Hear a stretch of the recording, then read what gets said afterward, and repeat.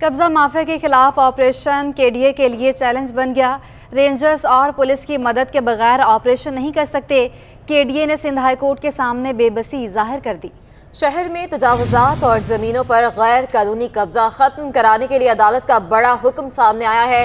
Chief secretary Sindh और DG KDA को तजावीज के साथ तलब किया गया है। मजीद बात करेंगे, हमारे नुमाइंदे बिलाल अहमद हमारे साथ मौजूद हैं। बिलाल, अपडेट कीजिएगा।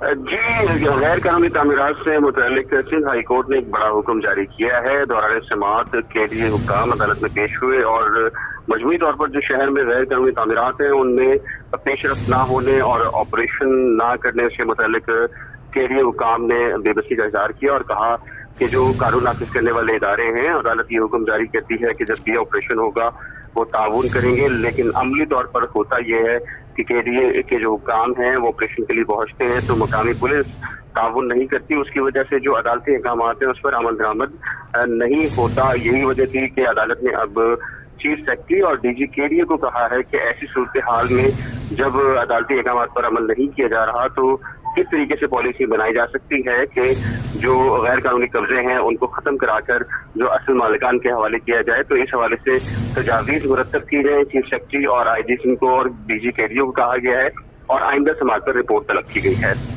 बहुत शुक्रिया बिलाल अहमद अपडेट करने के लिए।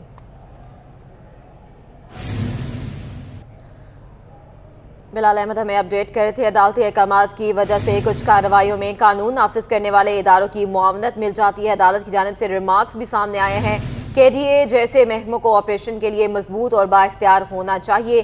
चीफ सेक्रेटरी डीजी केडीए खुद पेश होकर तजावीज़ दें, अदालत की जानिब से हुक्म सामने आया है। आगे बढ़े, आपको बताएं कि साबिक सिटी नाज़िम मुस्तफ़ा कमाल के दौरे निज़ामत में कराची के आवाम के लिए शुरू की गई ग्रीन मेट्रो बस सर्विस को क्यों मुअत्तल किया गया? इस बार ग्रीन बसें कहां हैं और किस हालत में हैं? सिटी 21 ने पता लगा लिया है। इस हवाले से क्या इंकशाफात सामने आए हैं, जानने के लिए बात करेंगे हमारे नुमाइंदे जुनैद जावेद से। जुनैद, अपडेट कीजिएगा।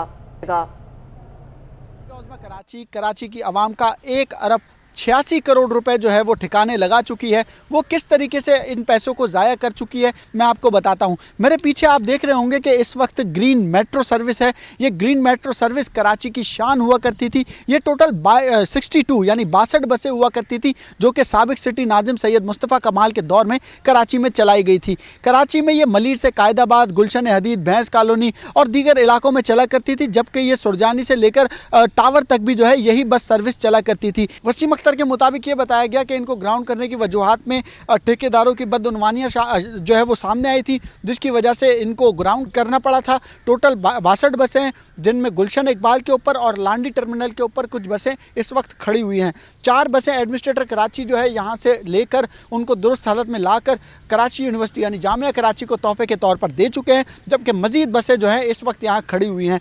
58 बसें टोटल अब यहाँ मौजूद हैं, जिनके ऊपर अगर चंद लाख रुपए का खर्चा किया जाए, इनके टायर सही किए जाए, इनको मेंटेनेंस किया जाए, इनको वॉश करवाया जाए, इनकी ट्यूनिंग सर्विस कराई जाए। लेकिन इंतज़ामिया को चाहिए कि अब सिंध हुकूमत के साथ जो है वो अपील करे और इस बस को जो है वो कराची की सड़कों पर एक मरतबा फिर चलाए, क्योंकि ये वो बस सर्विसेज है जो कराची की आवाम के लिए KMC की जानिब से तोहफ़ा था। और अब इस तोहफे का ये हाल हो रहा है, ये असर हो रहा है कि आवाम जो है इस बस सर्विस को जो है देखने को तरस चुके हैं।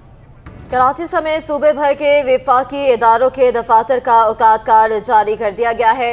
पीर से जुमेरात तक दफातर सुबह 7:30 बजे खुलेंगे और 1:30 बजे बंद होंगे, जबकि जुमे के रोज़ दफातर सुबह 7 बजे खुलेंगे और दिन 12 बजे बंद हो जाएंगे। तफसीलात जानेंगे, आज़ाद नोडियो हमारे साथ मौजूद हैं। आज़ाद, बताएगा शेड्यूल के हवाले से। जी बिल्कुल, सिंध सरकार ने माह रमज़ान में सरकारी दफातर की औकातकारी का शेड्यूल जो है बाज़ाब्ता तौर पर जारी कर दिया है। इस हवाले से वफाकी एस्टेब्लिशमेंट डिवीज़न ने कराची समेत सूबे भर के जो वफाकी दफातर हैं उनके वक्त का शेड्यूल जारी किया, जिसके तहत सरकारी दफातर सुबह 7:30 बजे पीर से जुमेरात तक खुलेंगे और 1:30 बजे बंद होंगे, जबकि जुमे के रोज़ दफातर 7:30 बजे खुलेंगे और 12 बजे बंद हो जाएंगे। इस हवाले से तमाम तरह जो वफाकी इदारों के दफातर हैं वहाँ का जो है ये शेड्यूल जारी कर दिया गया, जिसके तहत दफ्तरों के खुलने और बंद होने के वक्त का बाज़ाब्ता तौर पर नोटिफिकेशन भी जारी कर दिया गया है। जी ठीक है आज़ाद नोडियो, बहुत शुक्रिया आपका। अब आपको बताएं कि माह सयाम में कॉलेजेस के औकात कार क्या होंगे। महकमा कॉलेजेस सिंध ने नया शेड्यूल जारी कर दिया है। शेड्यूल जारी कर दिया गया है जिसमें तमाम कॉलेजेस के औकातकार के बारे में शेड्यूल में लिखा जाएगा, किस कॉलेज की क्या टाइमिंग होगी। ये शेड्यूल जो है वो जारी करने का ऐलान किया गया है। महकमा कॉलेजेस सिंध ने शेड्यूल भी जारी कर दिया है। माह सयाब में कॉलेजेस के औकातकार क्या होंगे, मुख्तसर वक्त रखा जाएगा। औकातकार का 2-2:30 बजे तक जो है वो छुट्टी हो जाएगी। औकातकार में तब्दीली की गई है। माह सयाम में कॉलेजेस के औकात-ए-कार क्या होंगे, महकमा कॉलेजेस सिंध ने शेड्यूल जारी कर दिया। रमज़ान में सुबह के औकात 8:30 से 12 बजे तक मुकर्रर, शाम की शिफ्ट के औकात-ए-कार 2:30 से 5 बजे तक होंगे। अब आपको अपडेट करें कि वजारत बराए तहफ़ीफ़ गुरबत व समाजी तहफ़्फ़ुज़ ने साल 2023 के लिए ज़कात का निसाब जारी कर दिया। सेविंग अकाउंट में कम अज़ कम 1,03,000 रुपये रखने वालों से ज़कात मना की जाएगी। मज़ीद जानते हैं हमारे नुमाइंदे अशरफ खान से। अशरफ, अपडेट कीजिएगा। यहाँ पे वजारत बराए तहफ़्फ़ुज़ गुरबत समाजी तहफ़्फ़ुज़ ने साल 2023 के लिए ज़कात का निसाब जारी कर दिया। हुकूमत ने रवां बरस के लिए ज़कात के निसाब का जो सर्कुलर जारी कर दिया, उससे इसमें बताया गया कि सेविंग अकाउंट में कम अज कम 1,03,159 रुपये रखने वालों पर 2.5% के हिसाब से ज़कात में न की जाएगी। और यहाँ सर्कुलर में जो बताया गया कि जो करंट अकाउंट है उसमें जो पैसे हों उसमें कोई ज़कात कटौती नहीं होगी, सिर्फ सेविंग अकाउंट में ज़कात कटौती होगी। गुज़िश्ता साल देखा जाए, साल 2022 में ज़कात का निसाब 88,927 रुपये था। ठीक है अशरफ खान, बहुत शुक्रिया आपका। शहर में प्लास्टिक फ्लोरिंग शीट की कीमतों में भी इजाफा हो गया है। दुकानदार कीमतों में इजाफे की वजह खाम माल की कीमतों में इजाफे को करार दे रहे हैं। तफसीलात बताएंगे काविश मेमन। कराची के ताजिर महंगाई का रोना रोते दिखाई दे रहे हैं। रमज़ानुल मुबारक से कबल ही शहर में महंगाई का जिन बेकाबू हो चुका है। इस वक्त मैं चमड़े की दुकान पे मौजूद हूँ और लोग जो है वो इसका भरपूर इस्तेमाल करते हैं ईद के मौके पर, और इसकी तैयारी जो है वो रमज़ान से कबल ही शुरू हो जाती है। लेकिन इस वक्त रेट इतने ज़्यादा बढ़ चुके हैं कि कारोबार शदीद तौर पर मुतासिर है। दुकानदार मौजूद है, उनसे बात करते हैं। बताइएगा कितने रेट बढ़ गए माजी की निस्बत? भाई 2.5 से 3 महीने के अंदर ये समझ लें कि मिसाल के तौर पे अगर एक चीज़ 9,000 की आ रही थी तो आज 16,000 रुपये के रेट हुए हैं उसके। इतनी महंगाई हो गई है 3 महीने के अंदर अंदर। रीज़न यही है कि वो कहते हैं दाना इंपोर्ट होता है, इंपोर्ट महंगी हो गई है, पेट्रोल महंगा हो गया है, हर चीज़ महंगाई की वजह से। बस यही कारोबार पे फ़र्क तो बस देखो, रोज़ी का राज़िक अल्लाह है, उसने देने का वादा किया, वो किसी ना किसी बहाने से दे देता है। बस शुक्र है अल्लाह का जो चल रही है। बाकी महंगाई बहुत है, बहुत ज़्यादा महंगाई है। जी बिल्कुल, दुकानदार एक जानिब ये शिकवा करते दिखाई दे रहे हैं कि महंगाई बहुत ज़्यादा है, तो दूसरी जानिब ये शुक्र अदा भी कर रहे हैं मालिक का कि बस किसी तरीके से गुजर बसर हो रहा है। और कीमतों में जो है वो होश रुबा इजाफा हो गया है। 84 फिट का जो एक रोल था जो तकरीबन 9,500 के करीब था, अब उसकी कीमत दुगनी हो चुकी है, वो 16,000 से भी ज़्यादा तजावुज़ कर गया है, जिसके बाद यहाँ पर जो कारोबार की सूरत हाल है वो अबतर हो चुकी है। अब आपको अपडेट करें कि डॉलर एक मरतबा फिर 280 रुपये से ऊपर ट्रेड होने पर FPCCI ने तहफ़्फ़ुज़ात का इजहार कर दिया।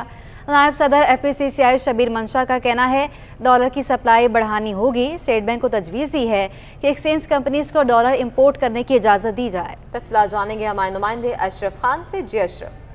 कंसेंस देखे जा रहे हैं, एक बार फिर डॉलर की ऊंची उड़ान है, डॉलर फिर महंगा होता जा रहा है। इसके क्या नुकसान हैं, इसका क्या हल है, इसको कंट्रोल करने के लिए जानते हैं FPCCI के नायब सदर शबीर मंशा हमारे साथ मौजूद हैं। क्या सर, एक बार फिर डॉलर महंगा हो रहा है, इसका हल क्या है इसको रोकने के लिए? डॉलर का तो बड़ा ही मेन काफ़ी अरसे से ये हम लोग ऑलरेडी तजवीज़ कर रहे हैं स्टेट बैंक के गवर्नर को, और अक्सर जो बात हम करते हैं वो शायद बहुत ही लेट कर दी जाती है, जिसकी वजह से जब फ़ैसला साजी नहीं हो पाती है उसके ऊपर तो वो अमल दरामद होने में प्रॉब्लम होती है। हमारी तजवीज़ इसके लिए यही थी कि एक्सचेंज कंपनीज़ जो कि डॉलर पाकिस्तान में ला सकती हैं, उनके पास पोटेंशियल भी है और कैपेसिटी भी है, उनकी डॉलर की पेमेंट्स को पाकिस्तान में लाकर लेजिटिमेट इंपोर्ट को सब्स्टिट्यूट करने की या सपोर्ट करने की इजाज़त दी जाए, ताकि वो सरकारी डॉलर पे कोई असरअंदाज ना हो सके। शबीर साहब, अगर हम देखें डॉलर नहीं मिल रहा है, इंपोर्टर जो कहा ये जा रहा है कि स्मगलिंग बढ़ रही है, तो ये स्मगलिंग बढ़ने के क्या नुकसान हो रहे हैं? डॉलर का भी लिंक है इसमें।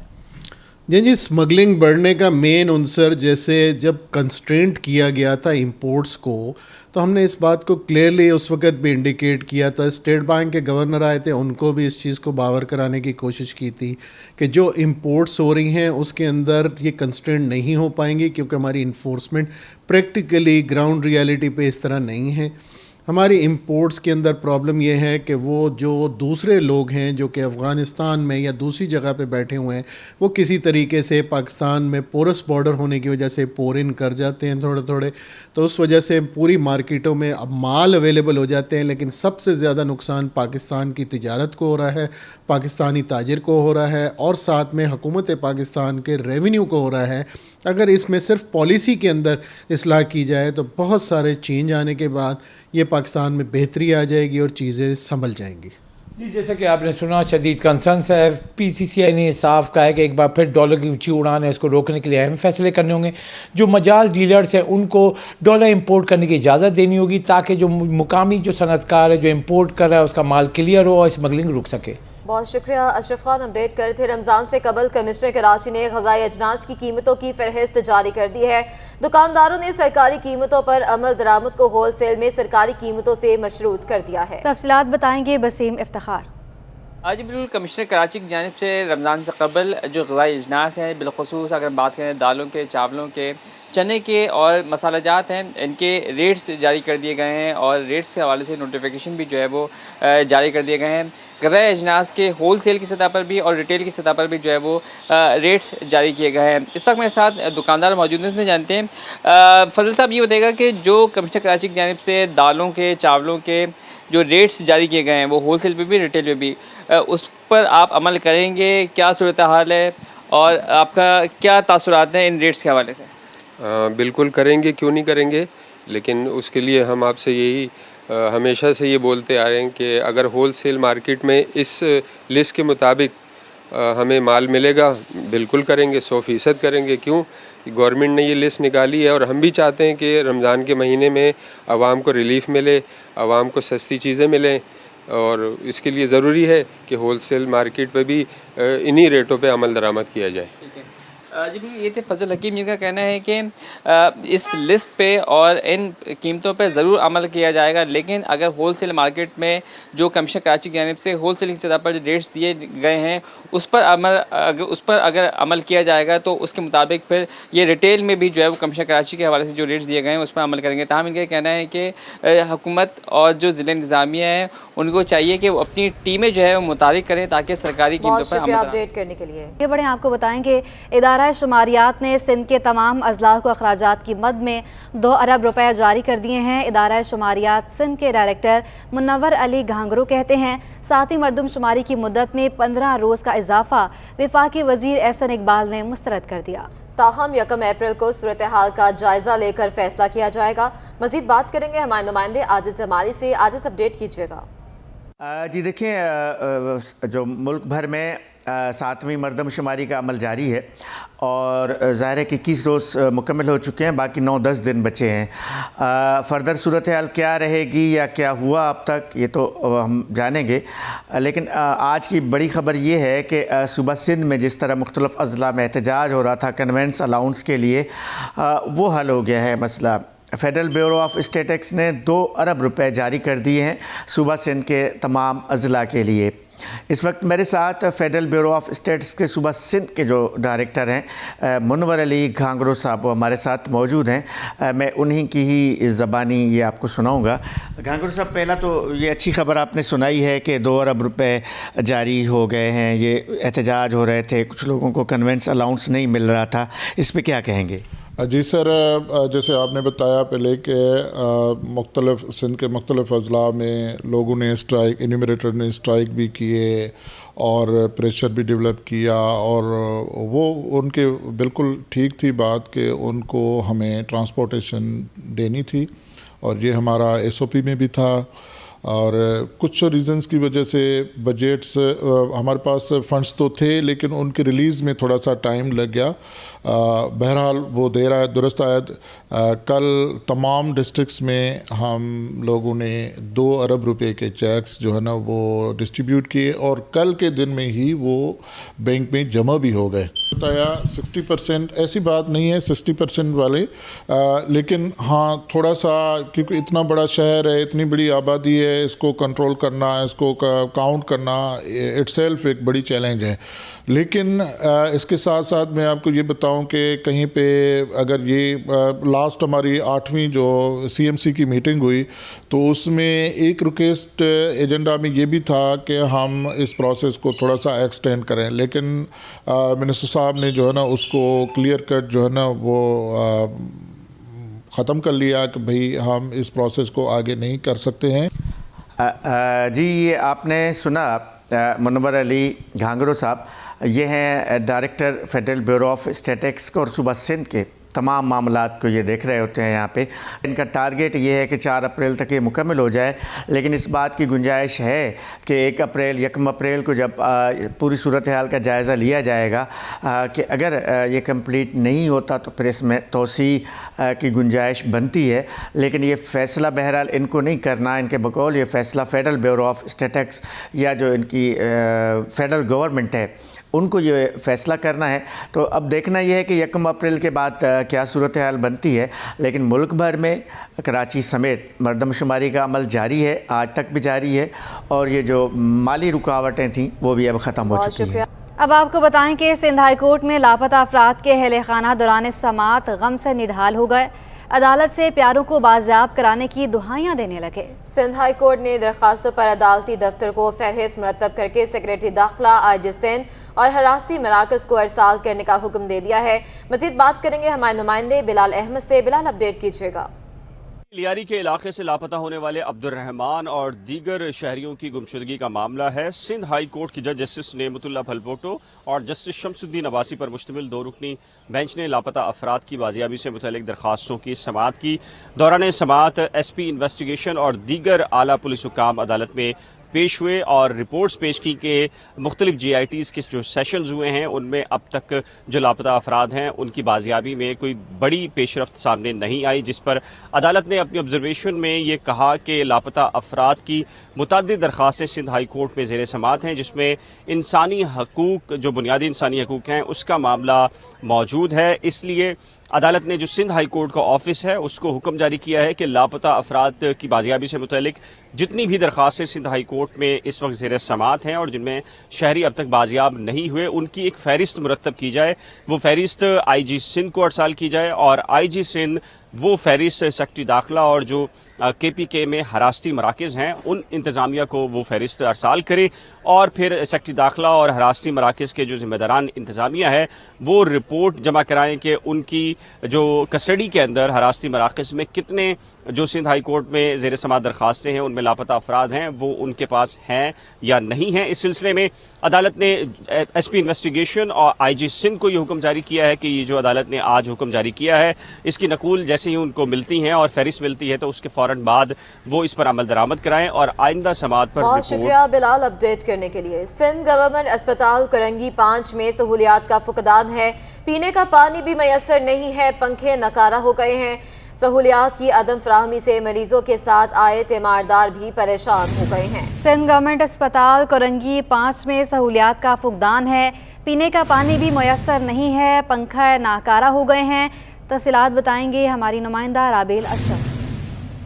जी बिल्कुल, इस वक्त हम मौजूद हैं सिंध गवर्नमेंट अस्पताल कुरंगी 5 नंबर पे, जो कि बड़ा अस्पताल है कुरंगी में सिंध गवर्नमेंट का, और यहाँ पर जो है सहूलियात का फुकदान है। यहाँ पर अगर आप मेरे कैमरामैन आपको दिखा सके तो ये जो बाकी डॉक्टर्स वगैरह के बड़े स्टाफ के रूम हैं वहाँ पर जो है AC वगैरह यहाँ पर लगे हुए हैं, हर जगह का AC इंसर्ट हैं। लेकिन अगर यहाँ पर मैं बात करूँ मरीज़ों की तो मरीज़ों के लिए सहूलियात नहीं है। यहाँ पर जो मरीज़ हैं वो तपती गर्मी में जो है उनको शेल्टर तो प्रोवाइड किया गया है, लेकिन उसमें जो पंखे लगे हुए हैं वो नकारा हैं, वो चल ही नहीं रहे, जिसकी वजह से मरीज़ों को शदीद मुश्किलात का सामना करना पड़ा है। वो कह रहे हैं कि गर्मी है यहाँ पर और 3 दिन से यहाँ पर ये मरीज़ मौजूद है और यहाँ पर जो है अपने बच्चे को एडमिट करने के बाद यहाँ पे मौजूद है, लेकिन यहाँ पे पंखे नहीं चल रहे, जिसकी वजह से शदीद मुश्किलात के सामने। मेरे साथ एक भाई मौजूद है, इनसे जान लेते हैं क्योंकि इनके यहाँ पर एक बच्चा एडमिट है। भाई मुझे बताइएगा कि क्या सहूलियात यहाँ पर आपके बच्चे को प्रोवाइड की जा रही है और यहाँ पर आप लोग कितने दिन से हैं, ये पंखे वगैरह नहीं चल रहे? तकरीबन 2-3 रोज़ से हम लोग यहाँ पर हैं, तो ये पंखे वगैरह का इंतजाम है नहीं और सफाई वगैरह का,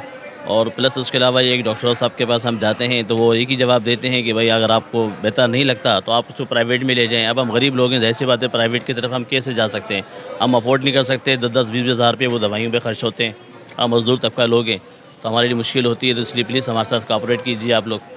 जी बिल्कुल, आपने देखा कि ये जो मरीज़ थे उनका यही कहना है कि डॉक्टर्स का ये कहना है कि अगर आप मुतमईन नहीं है तो किसी प्राइवेट अस्पतालों में ले जाएं। और ये कहना है यहाँ के सिंध गवर्नमेंट अस्पताल के डॉक्टर्स का। इनका जो बेटा है वो यहाँ पर 3 दिन से एडमिट है, जिसको सहूलियात तो मिल रही है लेकिन डॉक्टर्स की जानिब से कोई जवाब नहीं दिया जा रहा है कि आखिर उनके बेटे को हुआ क्या है। और दूसरी जानिब ये जो पंखे मेरे कैमरामैन ने आपको दिखाया वकासुद्दीन ने, तो यहाँ पर वो भी नहीं चल रहे। इतनी तपती हुई धूप है, मरीज़ कहाँ जाए? शेल्टर तो प्रोवाइड है लेकिन पंखे ही नहीं है। तो फिर इन ऐसे अस्पताल का जिस गवर्नमेंट अस्पताल है जो कि बड़ा अस्पताल है, यहाँ का होना। रमज़ान से कबल शहर काहद में सब्जियों की कीमतों में इस्तेहकाम बरकरार है। आलू 50 और खीरा 100 रुपये फ़ी किलो पर मुस्तहकम है, जबकि टमाटर 10 रुपये महंगे होकर 70 रुपये किलो हो गए हैं। रमज़ान मुबारक से कबल सब्जियों की कीमतों में कमी नहीं आ सकी। आलू 50 और खीरा 100 रुपये फ़ी किलो पर ही बराजमान, जबकि अरवी 200 रुपये फ़ी किलो पर दस्तियाब है। मगर टमाटर की कीमत 10 रुपये इजाफे से 70 रुपये किलो हो गई है। अदरक, लहसुन और लीमू की कीमतों में कमी नहीं आ सकी। लीमू और अदरक 600 रुपये और लहसुन 400 रुपये फ़ी किलो फ़रोख्त हो रहा है। दुकानदारों का कहना है कि माल मंडी से ही महंगा मिलता है। मुतल्लिका इदारे मंडी में सरकारी निर्ख नाफिज करवाएं। आगे बढ़ते हैं, खेल के मैदान से खबर शामिल करें। YMC एकेडमी में inter division ring ball championship मुकाबले जारी हैं। कराची और बेनज़ीराबाद की टीमों ने फाइनल में जगह बना ली है। तफसीलात बताएंगे Mohammad Hamad. Inter division ring ball championship के लिए 2 टीमें फ़ाइनल में पहुंच चुकी हैं। बेनज़ीराबाद डिवीज़न और कराची डिवीज़न जो है फ़ाइनल में पहुंची हैं और अब से कुछ देर बाद जो है दोनों के दरमियान फ़ाइनल खेला जाएगा। मेरे साथ कराची डिवीज़न की कप्तान मौजूद हैं, पहले मैं उनसे बात कर लेता हूं। आप मुझे बताइएगा कितनी खुशी है फ़ाइनल में पहुँचने की, और हमने देखा इससे पहले जो मैच था सेमीफाइनल उसमें आप इंजर्ड भी हुई, तो क्या कहती हैं फ़ाइनल में किस तरीके से मुकाबला करेंगी बेनज़ीराबाद? फाइनल्स में हमें बहुत खुशी है कि हम पहुंच चुके हैं। बेनज़ीराबाद काफ़ी अच्छी टीम है और इंजरीज तो होती रहती है, तो इसलिए उसको ज़्यादा दिल पे नहीं लेना चाहिए, लेकिन हम भी अपना बेस्ट देंगे, वो भी अपना बेस्ट देंगे, तो लेट्स सी हू विंस। देखिए बिल्कुल, ये कराची डिवीज़न की कप्तान मौजूद हैं और ये पुरअज़म है फाइनल का मैच जीतने के लिए। अब हम चलते हैं बेनज़ीराबाद की कप्तान की जानिब, जिन्होंने लास्ट मैच में जो है बड़े ज़बरदस्त गोल भी किए थे सबसे ज़्यादा, तो हम इनसे बात करते हैं। आप मुझे बताइएगा, आपने देखा बड़े ज़बरदस्त आपने गोल किए, तो फाइनल के लिए क्या प्लानिंग करके जो है उतरेंगी और क्या अपने प्लेयर्स को कहेंगी कि वो फाइनल जीतने के लिए फुल जान लगाने की भरपूर कोशिश करेंगे? हमारी कोशिश है, हमने सेमीफाइनल जीते, हमें बहुत खुशी हुई और फाइनल में पहुंच गए। हमें हमारे लिए ये भी अजर की बात है और हम ये भी बेस्ट दिखा रहे हैं अपना, और हम भी अपना बेस्ट दिखाएंगे। हम ये भी अच्छा करेंगे, हम भी अच्छा खेलेंगे। जो मतलब जिसका लक हुआ, जो अच्छा खेलेगा वही आगे फाइनल में जीत जाएगा। आज ही देखिए बिल्कुल दोनों टीमें जो है फाइनल जीतने के लिए पुरअज़म है और उनका ये कहना है कि कोशिश करेंगे ज़्यादा से ज़्यादा अच्छा परफॉर्म करें ताकि जो इंटर डिवीज़न 2023 फाइनल की जो ट्रॉफ़ी है वो अपने नाम करें। जी।